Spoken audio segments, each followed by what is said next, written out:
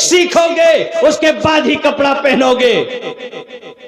गंदम उगाओगे, खेत में जाके हल चलाओगे, दाने बिखेरोगे, पानी पटाओगे, उसमें घास फूस आ जाए उसे साफ करोगे, फिर वहां से काट के खलियान में लाओगे, गंदम को साफ करोगे, चक्की में ले जाके पिसवाओगे, वहां से लेके आओगे, आटे के अंदर पानी डाल के उसे खमीर बनाओगे और उसके बाद उसे तवे में रखकर रोटी सेकोगे, रोटी तैयार होगी।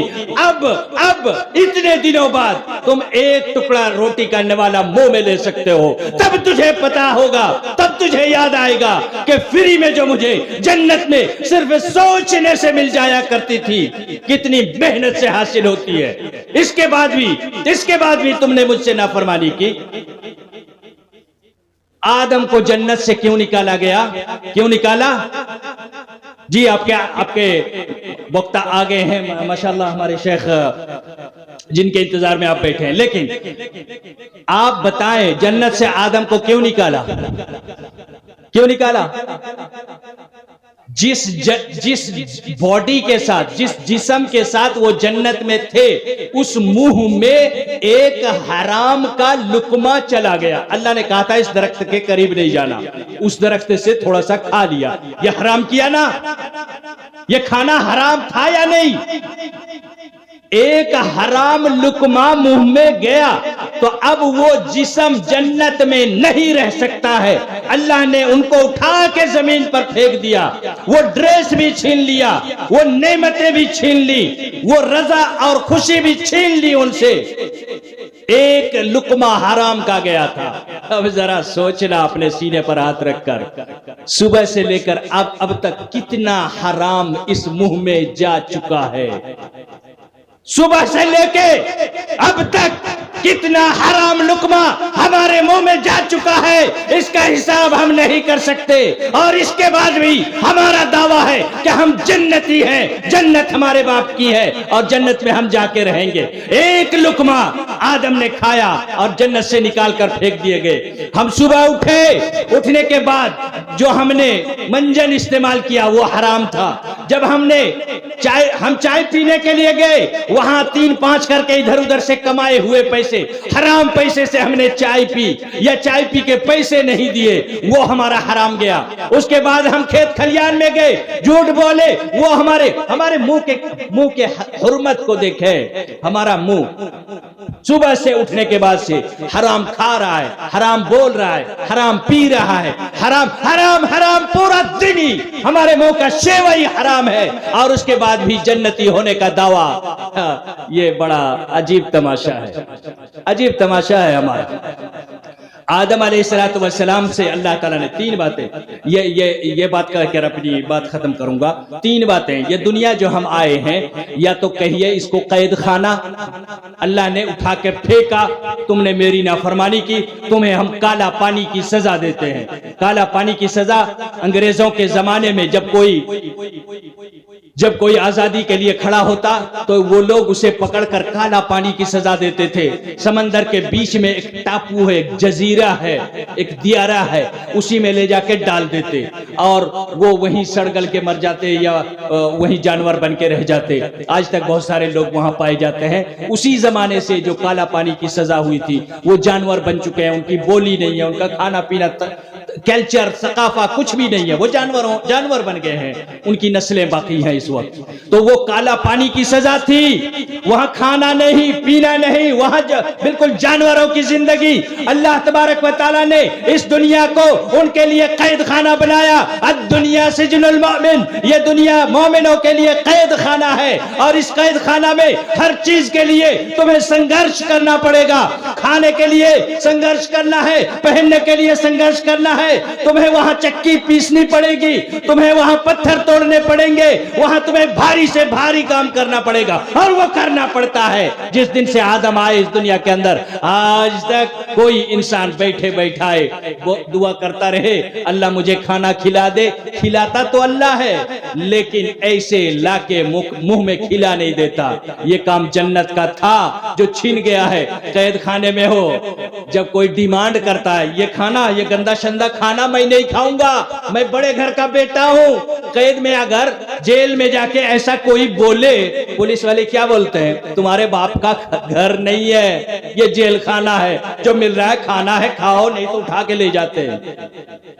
یہی اللہ تعالیٰ کہتا ہے محنت کرنی پڑے گی اور جو تمہیں ملے گا وہی کھانا پڑے گا، محنت کے بعد بھی جو تمہیں میسر ہو نصیب ہو اسے ہی کھانا پڑے گا۔ یہ دنیا دار الاسباب ہے، اسباب اختیار کرنا پڑے گا۔ دوسرا نمبر، اگر قید خانہ نہیں کہیں گے تو اس کو ٹریننگ کورس کہیے۔ آدم، جنت میں رہ کے تم نے میری نافرمانی کی، اب تمہارے جسم کو ضروری ہے کہ اسے ریپیئر کیا جائے، یہ فالٹ ہو گیا ہے۔ میں نے نئی بائک خریدی اور اس کی جو ٹینک ہے، پیٹرول ٹینک سے پیٹرول چو رہا ہے، فالٹ، بریک صحیح سے نہیں لگ رہا ہے، فالٹ، کوئی خرابی آ گئی ہے، بریک صحیح سے نہیں لگ رہا ہے، تو کیا کرتے ہو؟ لے کے جاتے ہو ورکشاپ میں اور جا کے وہاں اس کی ریپیئرنگ کرواتے ہو۔ اللہ تعالیٰ نے کہا آدم تمہارے اندر یہ خرابی آ گئی ہے، فالٹ ہو گیا ہے، تمہارا بریک نہیں لگا، جس درخت کے پاس جانے سے میں نے روکا تھا تمہارا بریک کیسے فیل ہو گیا؟ وہاں پہنچ کیسے گئے؟ تمہارے اندر فالٹ ہو گیا ہے، تمہاری ورکشاپ میں مرمت کرنی پڑے گی، سیانہ ریپیئرنگ کرنی پڑے گی۔ یہ دنیا ریپیئرنگ کے لیے ورکشاپ ہے، میکینکی کی دکان ہے، یہاں ریپیئر ہونا پڑے گا۔ آدم علیہ السلام آئے اس دنیا میں اور خود کو ریپیئر کیا، فَتَلَقَّى آدَمُ مِن رَبِّهِ كَلِمَاتٍ، جب خود کو ریپیئر کر لیا اللہ نے ان کے دل میں دعا ڈالی تو وہ دعا انہوں نے کہی، ربنا ظلمنا انفسنا وان لم تغفر لنا وترحمنا لنكونن من الخاسرین۔ اے اللہ ہم نے بڑا ظلم کیا ہے اپنے نفس پر، تو معاف نہیں کرے گا تو ہم خسارے میں ہوں گے۔ لہذا اللہ تبارک و تعالی نے انہیں معاف کر دیا اور پھر اپنے پاس بلا لیا اور جنت کا حقدار قرار دیا۔ یہ دوسرا تھا، اور تیسرے کے لیے میں کسی اور موقع پر چھوڑ دیتا ہوں۔ جی ان کو دیجیے نا جی، یہ ہمارے شیخ ہوا کریں آپ کو نہیں، ہمارے شیخ، اللہ تعالیٰ آپ کے اس دان کو قبول فرمائے۔ یہ 500 روپے شاید انہوں نے دیا ہے۔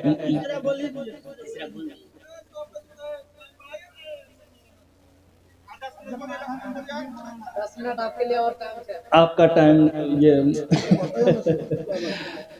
ریپیئرنگ تو سمجھ میں آ گیا نا؟ سمجھ میں آ گیا نا؟ ریپیئرنگ جو میں نے کہا، یہ دنیا ریپیئرنگ کے لیے ورکشاپ ہے، یہ سمجھ گئے۔ پہلی چیز میں نے کہی تھی کہ یہ دنیا قید خانہ ہے، ہر چیز کے لیے سنگھرش کرنا پڑے گا، یہ بھی سمجھ گئے۔ دو چیزیں ہو گئی، یہ دونوں سمجھ گئے۔ تیسرے کو سننے کے لیے کچھ پیسے لائیے، چندہ دیجئے۔ تیسری چیز یہ ہے اللہ تبارک و تعالیٰ نے کچھ کام کرنے کے لیے کہا، ایسے نہیں چھوڑ دیا ریپیئر ہونے کے لیے۔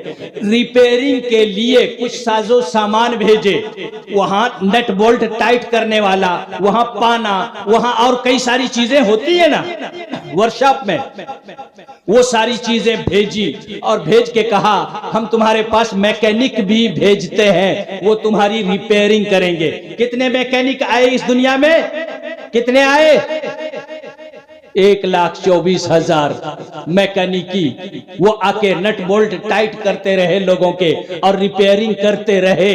اور اس ریپیئرنگ میں خاص 5 چیزیں ہیں، اور یہی 5 چیزیں میں آپ سے بولنا چاہ رہا تھا جو آپ لوگوں نے 10 منٹ دیا ہے شیخ کا کاٹ کے، اسی میں۔ نمبر 1، شہادت اللہ الہ بنی الاسلام علی 5، شہادت اللہ الہ الا اللہ واقام الصلاۃ وایتاء الزکاۃ وصوم رمضان وحج بیت اللہ لمن استطاع الیہ سبیلا۔ اسلام کے ارکان 5 ہیں، 5 چیزوں پر اسلام کی چھت ٹکی ہوئی ہے۔ یہ اسلام ہے جو اسلام چھت کی شکل میں ہے، اور یہ 5 اسلام کے پیلر ہیں۔ ان 5 پیلروں پر اسلام کی چھت ٹکی ہوئی ہے، اور اگر یہ پیلر گر جائیں تو یہ اسلام کی چھت بھی گر جائے گی۔ آج ہم اسی کو دیکھتے ہیں کہ اس میں ریپیئرنگ کہاں کی گئی ہے۔ سب سے پہلا کیا ہے؟ شہادت اللہ الہ الا اللہ، یہ گواہی دینا کہ اللہ کے سوا کوئی حقیقی معبود معبود نہیں. یہ گواہی جب آپ دیں گے اس وقت آپ کے اندر غیرت و حمیت آئے گی. اگر آپ چاہتے ہو آپ کے گھر کی عزت بچی رہے, آپ کی غیرت پر کوئی ڈاکہ نہ ڈالے, آپ کی عزت پر کوئی نظر نہ ڈالے, آپ کے اللہ کی غیرت کو اس کا خیال رکھنا پڑے گا. ایک بندہ جو اللہ تبارک و تعالی ملائے اعلیٰ سے اس کے ساتھ ہے, ہر دنیا میں اس کا ساتھ نبھا رہا ہے, اور پانی کی شکل میں, نطفے کی شکل میں ماں باپ کے پیٹ تک پہنچایا, پھر وہاں سے اسے عالم وجود میں لایا, عالم وجود سے عالم دنیا میں لایا, عالم دنیا سے عالم برزخ میں, ہر دنیا میں اللہ تعالیٰ اس کا رب ہے, اور رب ہونے کا فرض ادا کرتا ہے, رب ہونے کا حق ادا کرتا ہے, کہیں بھولا نہیں. جب وہ بچہ پیٹ میں بن رہا تھا, چاہتا اللہ تو ناک کو پیچھے طرف لگا دیتا, ایک آنکھ کو کان کے اوپر ڈال دیتا, ایک پیر کا بناتا, 3 ہاتھ ڈال دیتا, ہاتھ میں 5 انگلیوں کی جگہ مچھلی کی طرح سے دم لگا دیتا. کوئی کچھ نہیں کر سکتا تھا. دنیا کی کوئی میڈیکل سائنس, کوئی سائنٹسٹ, کوئی مشینری نظام, کوئی کمپیوٹر, کوئی بھی چیز دنیا کی اسے ٹھیک نہیں کر سکتی تھی. جب وہ بیبی کریشن, بیبی کو بچے میں بنا رہا تھا اللہ تعالیٰ, ماں کچھ کر لیتی نہیں کر سکتی تھی. بچہ اگر بھینگا پیدا ہوتا, بن رہا ہوتا, کوئی کچھ نہیں کر سکتا تھا. آدم کی خلقت کی طرف اشارہ کر کے اللہ کہتا ہے, یاد کرو مٹی کو 5 مرحلے سے گزار کر میں نے اسے تراش کے بہترین شکل دی. لقد خلقنا الانسان فی احسن تقویم. ناک مناسب جگہ رکھی تاکہ خوبصورت دکھے, اس کی آنکھ کو پیاری بنائی تاکہ بہترین حسین دکھے, اس کے ہاتھ کو ایسا کمفرٹیبل بنایا کہ آگے پیچھے ہر طرف سے وہ اپنا کام کر سکے, اس کے پیروں کو سلیش بنایا, جیسا چاہیے ویسے بنایا, اور ایک خوبصورت انسان کھڑا کر دیا. فتبارک اللہ احسن الخالقین. مجھ سے بڑا بہترین خلقت کرنے والا کون ہے؟ کون ہے مجھ سے زیادہ بہتر سرشٹی کرتا ہے؟ کوئی کائنات میں نہیں ہے. تو جب اتنا بڑا مسئلہ ہے تو پھر اس کے ساتھ شرک کیوں کرتے ہو؟ جب شرک کرتے ہو تو اللہ کو ایسے لگتا ہے جیسے کسی کی بیوی کسی کے ساتھ بھاگ گئی. اللہ کو ایسے ہی لگتا ہے, میرا بندہ, میں نے اسے بنایا, پانی میں تصویر بنائی. آج تک دیکھا ہے کسی کو پانی میں تصویر بناتے ہوئے؟ لیکن رب نے پانی میں تصویر بنائی. افلم ينظر الانسان مما خلق. کبھی دیکھا ہے تم نے کیسے پیدا ہوئے؟ خلق من ماء دافق. ایک اچھلتے ہوئے پانی کے قطرے سے بنائے گئے. یہ پانی آتا کہاں سے ہے؟ اللہ تعالیٰ نے کہا یخرج من بین الصلب والترائب. ماں کی چھاتی کی ہڈی سے اور باپ کے ریڑھ کی ہڈی سے یہ پانی نکلتا ہے, اور یہ پانی کہاں پہنچتا ہے؟ ثم جعلناہ نطفۃ فی قرار مکین. ہم اسے ایک بہترین خوبصورت محفوظ بلیڈر میں پہنچا دیتے ہیں. بلیڈر, اور وہ کہاں ہے؟ قرار مکین, ماں کے رحم میں. یہاں وہ دونوں پانی کا قطرہ جمع ہو جاتا ہے, اور اب شروع ہوتا ہے اس احسن الخالقین کا کریشن کا کمال, اور وہ اپنا کمال دکھانا شروع کرتا ہے. پانی کے اس قطرے میں اس کے ناک کے نقشے بناتا ہے, تصویر بناتا ہے. پانی کے قطروں میں ناک کی تصویر بناتا ہے, اور وہ بھی اتنا چھوٹا سا قطرہ. پانی کے اس قطرے میں ناک بناتا ہے, آنکھ کی تصویر بناتا ہے, ہاتھ ایسے ہوں گے ہاتھ بناتا ہے, پیر بناتا ہے, ساری چیزیں ایک ایک کر کے اس پانی میں بنا ڈالتا ہے. اور اللہ تعالیٰ کہتا ہے ایسا میں نے اس کے ساتھ کیا اور مجھے چھوڑ کر گیا ہے کسی اور سے اولاد مانگنے. اس بدبخت کو ہم نے پیدا کیا, اس وقت نہیں سوچا. اور جب اس کی اولاد کو میں پیدا کرنے جا رہا ہوں, مجھ سے نہ مانگ کے کسی قبر والے سے, کسی پیڑ والے سے, کسی اور سے مانگنے گیا ہے. اللہ کو کسی کی بیوی بھاگ جائے کسی کے ساتھ, اس سے زیادہ تکلیف ہوتی ہے. اگر غیرت ہے تو اللہ کی غیرت کا خیال رکھو. یہ ریپیئرنگ ہے, یہ ریپیئر کر رہا ہے اللہ تعالیٰ. نمبر 2 اقام الصلاۃ, اس کو ہم بعد میں کہیں گے. وَإِيتَاءِ الزَّکاۃ, زکات پیسہ اگر ہے ہے زکات دو. زکات میں کہاں ریپیئرنگ ہے؟ یا ایھا الذین آمنوا لا تبطلوا صدقاتکم بالمن والاذى كالذي ينفق ماله رئاء الناس ولا يؤمن بالله واليوم الآخر. تمہارے اندر اگر ایمان ہے صدقہ خیرات دے کر احسان نہ جتاؤ، میں نے اتنا دیا میں نے اتنا دیا، ایسا کہو گے جس دن کہو گے اسی وقت سے تمہارا دیا ہوا ضائع ہو جائے گا، باطل ہو جائے گا. ریپیئر کر رہا ہے اللہ. روزے میں کہاں ریپیئرنگ ہے؟ اللہ کے رسول صلی اللہ علیہ وسلم فرماتے ہیں من لم يدع قول الزور والعمل به فليس لله حاجة في ان يضع طعامه وشرابه. اگر کوئی روزہ رکھ کے بھی غیبت کرنا، جھوٹ بولنا، چغلخوری کرنا، لڑانا بجھانا، ادھر ادھر کام کرنا یا اس طرح کے کاموں سے باز نہیں رہتا ہے تو وہ روزہ رکھے یا کھائے پیے اللہ کو کوئی فرق نہیں پڑتا، وہ روزہ ہوا ہی نہیں ہے. روزہ رکھو گے تو تمہاری ریپیئرنگ ہو رہی ہے. جھوٹ چھوٹ جائے گی، غیبت چھوٹ جائے گی، چغلخوری چھوٹ جائے گی. جتنے اخلاق رذیلہ ہے، جتنے برے اخلاق ہے، کوکرم ہے، وہ چھوٹ جائے گا، ریپیئرنگ ہوگی تمہاری. اس لیے کہا روزہ رکھو. اس کے بعد حج عمرہ کے لیے جاتے ہو، اللہ تعالیٰ نے اس میں بھی یہی ریپیئرنگ رکھی ہے. فمن فرض فیہن الحج فلا رفث ولا فسوق ولا جدال فی الحج. حج میں بھی یہی ہے. ایسے تو ایسے بھی حرام ہے، لیکن خاص طور سے جب احرام پہن لو اور کہو لبیک اللہم لبیک، اس وقت تمہیں یہ 3 کام چھوڑ دینے ہوں گے سختی کے ساتھ. فلا رفث، گندگی نہیں، فحش اور بے حیائی نہیں، گانا شانا نہیں، مووی شوی نہیں، گندے پکچر نہیں، واٹس ایپ اور میسنجر میں لڑکیوں کے ساتھ چیٹنگ نہیں، اور کسی بھی طرح سے اس طرح کی بے حیائی نہیں. اللہ تبارک و تعالیٰ نے یہاں ایک بات اور قابل دید ہے. اللہ تبارک و تعالیٰ نے کہا نو لو شو، پریمکا نو نہیں چلے گا. نو گرل فرینڈ، نو بوائے فرینڈ نہیں چلے گا. ولا متخذی اخدان، لو شب نہیں، گرل فرینڈ نہیں، بوائے فرینڈ نہیں. لڑکی ہو، کوئی لڑکا پسند آیا، گھر آؤ، گھر والوں کو بھیجو کہ مجھے فلاں لڑکا پسند ہے، اس سے جا کے میرے نکاح کی بات کرو. لڑکا ہو، کوئی لڑکی پسند آئی، اپنے گھر آؤ، گھر والوں کو بھیجو کہ فلاں لڑکی مجھے پسند ہے، وہاں میری شادی کروا دو. لیکن چپکے بات کرو، اللہ کو پسند نہیں. ولا متخذی اخدان ولا تواعدوہن سرا. یہ جو پرومس فلاں جگہ ملیں گے، اللہ کہتا ہے ولا تواعدوہن، ان سے وعد و وعید نہ کرو، پرومس نہ کرو کہیں کسی جگہ ملنے کے لیے. ولا تواعدوہن سرا، چپکے یہ کام نہ کرو، گھر والوں سے کہو شادی کرا دے. تو اللہ تبارک و تعالیٰ نے بے حیائی سے روکا، توحید میں بے حیائی سے روکا، زکات میں، روزے میں، حج میں. بچا کیا؟ نماز. اور نماز میں تو اللہ تبارک و تعالیٰ کہتا ہی ہے ان الصلاۃ تنہا عن الفحشاء والمنکر. یہ نماز تمہیں بے حیائی سے روکتی ہے، تمہیں سرکشیوں سے روکتی ہے، تمہیں گناہوں سے روکتی ہے. نماز تو ہے ہی اسی کام کے لیے اسپیشلی. اور اسی لیے جو نماز نہیں پڑھتا وہ بے حیا بھی ہوتا ہے، وہ گنہگار بھی ہوتا ہے. اور ایک بات یہاں اور بھی ہے اور بہت ہی اہم ہے، اور وہ بات یہ ہے اپنی بیٹی کو بیٹی کی طرح دیکھنا چاہتے ہو تو یاد رکھو نماز پڑھنے کے لیے کہو. نہیں پڑھتی ہے، مار کے پڑھاؤ.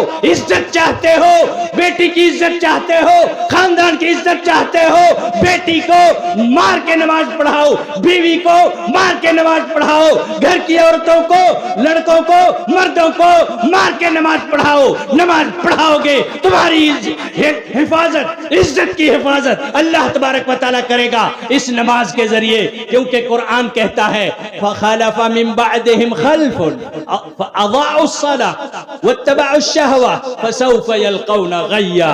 جیسے ہی نماز چھوڑیں گے، بعد میں آنے والے صحابہ کے دور میں نہیں، بعد میں آنے والے یہ لوگ کیا کریں گے؟ نمازوں کو ضائع کریں گے. جیسے ہی نمازوں کو ضائع کریں گے فخلف من بعدهم خلف اضاعوا الصلاة واتبعوا الشهوات. ہوس آ جائے گی دل میں. جیسے ہی نماز ضائع کریں گے دل میں ہوس آ جائے گی، سیکس کی ہوس، دولت کی ہوس، گھر بار کی ہوس، بیٹا بیٹی کی ہوس، نوکر چاکر کی ہوس، گاڑی اور بنگلے کی ہوس، دنیا داری کی ہوس، مکھیا اور ممبر بننے کی ہوس، کرسی کی ہوس، جاہ و جلال کی ہوس، ہر طرح کی ہوس کا وہ غلام بن جائے گا. اور یہ دلیل ہے کہ وہ نماز ضائع کرنے والا ہے. بیٹی عزت تمہاری اس وقت تک محفوظ رکھے گی جب تک وہ نماز پڑھ رہی ہے. جس دن وہ نماز ضائع کر دے، یاد رکھو کبھی بھی تمہاری ناک کٹوا سکتی ہے. نماز پڑھواؤ مار کے.